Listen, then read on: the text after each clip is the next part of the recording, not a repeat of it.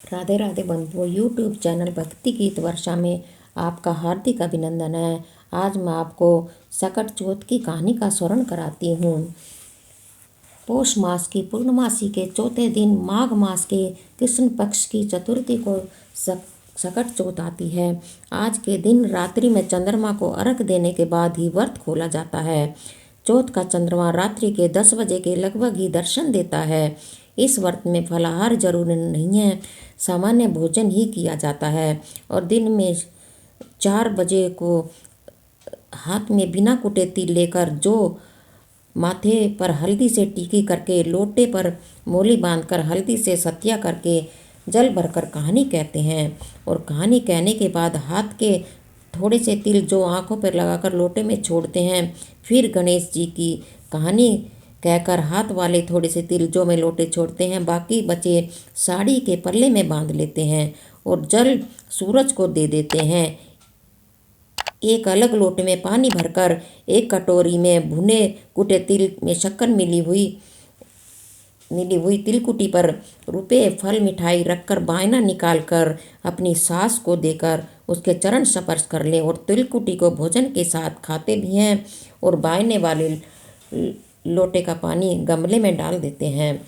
उजमन जिस घर में इसी वर्ष लड़का उत्पन्न होता है या लड़के की शादी होती है, उस वर्ष इस चौथ के दिन 1.25 किलोग्राम तिलों का बोरा के साथ कूटकर 1.25 किलो तिलकुटी की 14 जगह ढेरियाँ करके उनके ऊपर साड़ी ब्लाउज रुपए रखकर मिनसते हैं। बहू इस बायने को सासू जी, ननद और जेठानी को पैर छूकर दे देती है और साथ में फल मिठाई भी देते हैं। बकाया 13 जगह की ढेरियाँ घर परिवार में भिजवाते हैं। ऊंजवन वाले वर्ष एक तो प्रतिवर्ष की तरह सामान्य बायना और दूसरा साड़ी ब्लाउज रुपए तिलकुटी का ऊंजवन वाला बायना निकालते हैं। कथा। एक बुढ़िया थी, उसके एक बेटा था। बुढ़िया बेटे के सुख के लिए 12 महीने की सकट चौथ के व्रत करती थी। बेटा जंगल में लकड़ी काट कर लाता और उसी से घर चलाता। बुढ़िया हर रोज उन लकड़ियों में से 2-4 लकड़ी उठाकर रख लेती और चौथ के दिन उनको बेचकर सामान लाती और चूरमे के लड्डू बनाती। एक लड्डू बुढ़िया आप खाती, एक बेटे के लिए छीके में उठाकर रख देती। एक दिन पड़ोसन ने बेटे को सिखा दिया कि बेटा, तू तो लकड़ी काट कर कमाता है और तेरी माँ पीछे से चूरमे के लड्डू बनाकर खाती है। बेटे की यह बात न मानने पर पड़ोसन बोली, आज भी चूरमा बनाया है, जाकर देख लो। बेटे ने घर में जाकर देखा कि माँ ने चूरमा बनाया है तो बेटा बोला, माँ, मैं तो इतनी मेहनत से कमाता हूँ और तू मुझसे चोरी कर चूरमा बनाकर खाती है, इसलिए मैं घर छोड़कर जा रहा हूँ। माँ ने समझाया कि बेटा, मैं तो तेरे सुख के लिए ही व्रत करती हूँ और इसलिए चौथ माता का व्रत करती हूँ। फिर भी बेटे ने माँ की बात नहीं मानी और घर से जाने लगा तो माँ ने उसे चौथ माता का नाम लेकर जो तिल दे दिए। बोली कि जहाँ भी तुझ पर भीड़ पड़ेगी वहीं पर इसमें से थोड़े से तिल डालकर कहना कि चौथ माता, यदि मेरी माँ सच्चे मन से मेरा नाम के व्रत करती है तो मेरा यह संकट दूर हो जाए। यह सुनकर जो तिल साथ में लेकर बेटा घर से निकल गया। थोड़ी दूर जाने पर आगे उफनती नदी आ गई। बेटे ने जो तिल बखेर कर कहा कि हे चौथ माता, अगर मेरी माँ सच्चे व्रत करती है तो मुझे रास्ता मिल जाए। और इतना कहते ही चौथ माता की कृपा से नदी शांत होकर रास्ता दे देती है। थोड़ा आगे जाने पर बेटे को चिंगाड़ता हुआ शेर मिलता है। बेटे ने जो तिल बखेर कर कहा, हे चौथ माता, अगर मेरी माँ मेरे नाम के सच्चे व्रत करती है तो यह शेर शांत होकर वापस चला जाए। इतना कहते ही शेर वापस जंगल में चला गया और आगे जाने पर उसे रास्ते में फुंकारता हुआ सांप डसने आया। तो बेटे ने जो तिल बखेर कर कहा, हे चौथ माता, अगर मेरी माँ सच्चे मन से व्रत करती है तो ये सांप शांत होकर मुझे छोड़ दे। इतना कहते ही सांप डसना छोड़कर पीछे हट गया। अब वह चलते चलते एक गांव में आ गया। वहाँ पर एक बुढ़िया पूड़े बनाती जाती और रोती जाए। यह देखकर बेटे ने कहा कि बुढ़िया माई, पूड़े भी बना रही हो और रोती भी जा रही हो, क्या बात है। बुढ़िया बोली, राजा के घर पर छठे महीने आवा पकता है और बारी बारी से हर घर से एक बलि लेते हैं। आज मेरे बेटी की बलि की बारी है। मेरे बुढ़ापे का सहारा यही है, एक बेटा ही है। यह भी आज चला जाएगा, इसलिए मैं रो रही हूँ और पूड़े बनाती जा रही हूँ कि वह पूड़े खाकर ही चला जाए। बेटा बोला कि बुढ़िया माई, अगर तू मुझे भरपेट पूड़े खिला दे तो मैं तेरे बेटे के बदले चला जाऊंगा। बुढ़िया माई बोली कि बेटा पूड़े तो जितने मर्जी खा ले, पर कौन किसके बदले जाता है, तू भी किसी का जाया है। बेटा बोला पर बुढ़िया माँ मैं जरूर जाऊंगा। यह कहकर बेटे ने भरपेट पूड़े खाए और सोते समय बोला कि राजा का हरकारा आए तो मुझे उठा देना। आधी रात को हरकारा आने पर बुढ़िया बेटे की चारपाई के चारों तरफ खटपट करती घूमे और बोलती जाए कि पराए जाए को किस तरह उठाऊं, पराए जाए को किस तरह उठाऊं। बुढ़िया माई की बोली और खटपट सुनकर बुढ़िया का बेटा उठकर बैठ गया। बोला कि बुढ़िया माई मैं जा रहा हूँ। वहाँ जाकर चौकी के चारों तरफ तिल बखेर कर चौथ माता का नाम लेकर चौक के ऊपर बैठ गया और राजा के कुम्हारों ने चारों तरफ से सारा आवा चुनकर आग लगा दी। तो बेटा अंदर बोला कि हे चौथ माता, अगर मेरी माँ मेरे नाम के सच्चे व्रत करती है तो आज मेरे प्राण बचा ले। इतना कहते ही 6 महीने में पकने वाला आवा 3 दिन में ही पककर तैयार हो गया।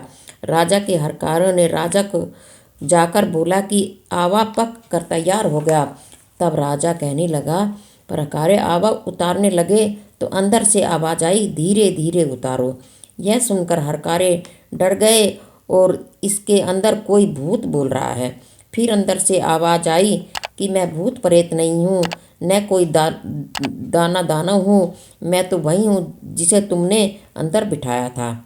आवा उतारने के बाद सब ने देखा कि वह तो चौका पूर कर बैठा है।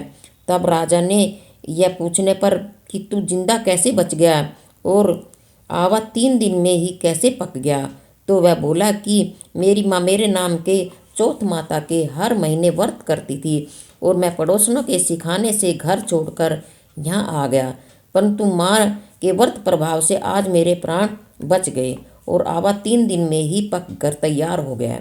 यह सुनकर राजा ने अपनी लड़की का उसके साथ विवाह कर दिया और वह वहीं पर रहने लगा।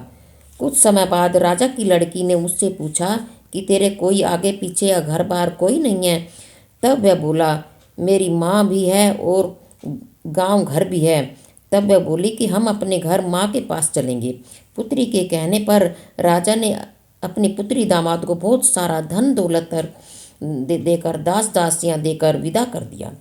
माँ पर गांव में बुढ़िया बेटे के वियोग में रो रो कर किसी तरह इधर उधर काम करके अपना गुजारा कर रही थी। एक दिन पड़ोसन ने कहा कि देख तेरा बेटा साथ में बहू और बहुत सा धन दौलत व दास दासियाँ लेकर आया है। बुढ़िया गुस्से में बोली, पहले तो मेरे बेटे को उल्टा सीधा सिखा के बहका के निकलवा दिया, अब कहती है कि तेरा बेटा और बहू धन के साथ आया है। इतने में ही बुढ़िया ने देखा कि पड़ोसन सच बोल रही हैं और उसके बेटा बहू बुढ़िया के पैरों में पड़ गए। बेटा बोला कि माँ मैं समझ गया कि तू मेरे ही नाम के चौथ माता के व्रत करती थी। राजा ने यह सुनकर अपनी नगरी में ढिंढोरा पिटवा दिया कि बेटे की माँ सकट चौथ का व्रत करिए, 13 चौथ करिए, 13 नहीं हो तो 4 चौथ करिए, 4 नहीं हो तो 2 तो सब करें। बेटे के होने व ब्याह का उजमन कराएं। हे चौथ माता, जैसे बुढ़िया को टूटी वैसे सबको टूटियो, कहते सुनते ओंकारे भरते। बोलो सकट चौथ माता की जय। इस कहानी के बाद विनायक जी की कहानी भी कहते हैं। एक अंधी बुढ़िया माई थी जिसके एक बेटा और बेटे की बहू थी। वह बहुत गरीब थी। वह हमेशा गणेश जी की पूजा करती थी। तो एक रोज गणेश जी कहने लगे कि बुढ़िया माई कुछ मांग। बुढ़िया कहने लगी, मैं क्या मांगूं? गणेश जी बोले कि नहीं तो अपने बेटे और बहू से पूछ ले। तो वह बेटे से बोली। बेटे ने कहा कि माँ धन मांग ले। और फिर बहू से पूछा तो बहू बोली, सासू जी पोता मांग लो। तो बुढ़िया माई ने सोचा ये तो दोनों अपनी मतलब की चीज़ मांग रही है। सो पड़ोसन से जाकर कहा कि मुझे विनायक जी ने कहा कि कुछ मांग ले। बेटा तो कहता है धन मांग ले, बहू कहती है पोता मांग ले। तब पड़ोसन बोली कि ना तू धन मांग ना तू पोता मांग, तू तो थोड़े दिन जिएगी तो अपने आँख मांग ले। तो उसने पड़ोसन की बात मान ली। घर पर जाकर सोचा कि बेटा बहू खुश हो, वह भी मांग लो और अपने मतलब की चीज़ भी मांग लो। दूसरे दिन गणेश जी आए और बोले कि बुढ़िया माई कुछ मांग। तब वह बोली कि आँख दे, जिससे सोने के कटोरे कटोरे में पोता दूध पीता दिखे दिखे अगर अमर सुहाग दे, निरोगी काया दे, 9 करोड़ की माँ दे, बेटे दे पोते दे, दुनिया में भाई भतीजे सारा परिवार को सुख दे, मोक्ष दे। तब गणेश जी बोले कि माई तूने तो मुझे ठग लिया, सब कुछ मांग लिया, परंतु सब इसी प्रकार होगा। और यह कहकर गणेश जी अंतर्ध्यान हो गए। बुढ़िया माई ने उसी प्रकार सब कुछ हो गया। हे गणेश महाराज, जैसे बुढ़िया माई को दिया वैसे सब को देना। बहुत कहते सुनते उकारे भरते। बोल विनायक महाराज की जय। बंधुओं, चैनल को लाइक शेयर एंड सब्सक्राइब करें, बेल आइकन भी दबाएं जिससे कि आपको नई वीडियो की जानकारी मिल सके।